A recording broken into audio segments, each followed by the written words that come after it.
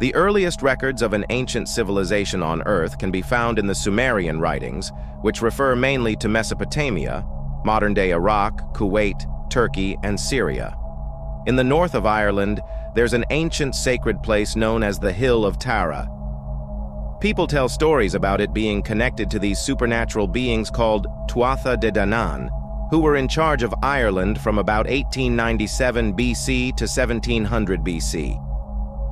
According to Irish legends and myths, the Hill of Tara is the place of inauguration and residence of the High Kings of Ireland, where the Tuatha Dé Danann ruled. It is said that they were godlike people who arrived in Ireland on mysterious ships and possessed magical powers. Tuatha Dé Danann translates as people of the goddess Danu, the primeval mother goddess.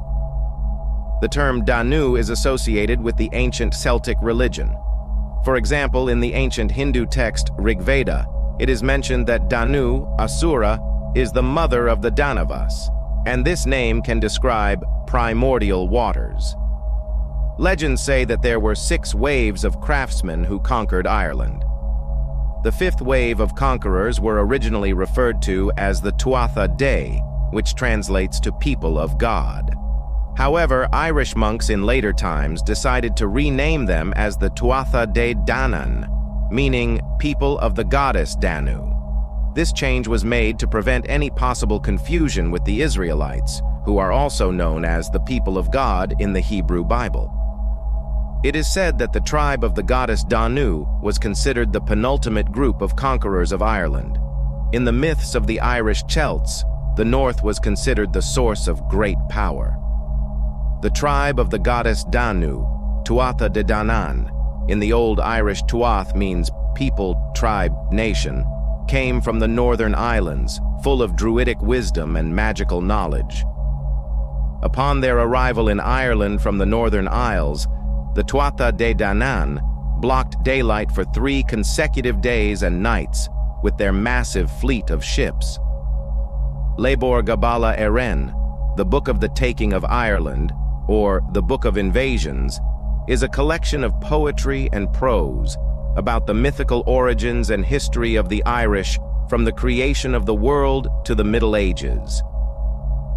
It was God who endured them, although he restrained them. They landed in horror, with sublime feet, in their cloud of mighty ghost battle, on Mount Conmigna of Connaught. No difference for shrewd Ireland, without ships, ruthless course. The truth was not known under the starry sky, whether they were heavenly or earthly. Unfortunately, after losing a series of wars with the Milesians, the final settlers of Ireland, the Tuatha Dé Danann were forced to retreat into the Hollow Hills and subsequently went underground. As a result, they became known as the people of the elves of Celtic lore. It is worth noting that the prefix El in the word Elvish is derived from the ancient Sumerian Elil and the Hebrew Elohim, both of which are proper pronouns for the names of the gods.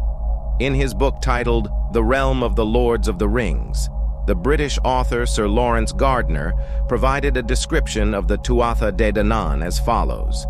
The ancient people of the Tuatha Dé Danann were a supernatural tribe of the pre-Achaean agricultural goddess Danae of Argos, or perhaps the Aegean mother goddess Danu, but their true name transmitted in an older form was the Tuatha Dé Danann. As such, they were the people, or tribe of Anu, the great sky gods of the Anunnaki. According to the mysterious universe, there are also striking connections to many other ancient mythologies, including the Nephilim of the Bible and the ancient Sumerian Anunnaki. It is believed that the Canaanite territory of northern Israel was once occupied by the Israelite tribe of Dan, which during the biblical Exodus, around 1446 BC, separated from Moses and the rest of the Israelites, leaving to the north. The people of the Israelite tribe of Dan mixed with by the Canaanite Tuatha Dé Danann, also known as the Dragon Lords of Anu, who are said to be descendants of the ancient Sumerian Anunnaki. This is also one of the interpretations of the intermingling of the sons of God with the daughters of men. mentioned in the 6th chapter of Genesis in the story of the Nephilim. The Tuatha Dé Danann were apparently tall, blonde, or red-haired strangers experienced in the arts of pagan cunning, who supposedly copulated with the natives, teaching them many useful skills. Theorists of ancient astronautics believe that this is an example of advanced extraterrestrial technology. They had 4 great treasures, or talismans, that showed their skills. The first was the Foul Stone, which screamed when the real King of Ireland stood on it. Later it was placed on the hill of Tara, the seat of the High Kings of Ireland. The second was the magic sword of Nuad, which, when used, could only deliver lethal blows. The third was the sling of the sun god Lugh, famous for its accuracy in use. The last treasure was the cauldron of Dagda, from which an infinite amount of food came.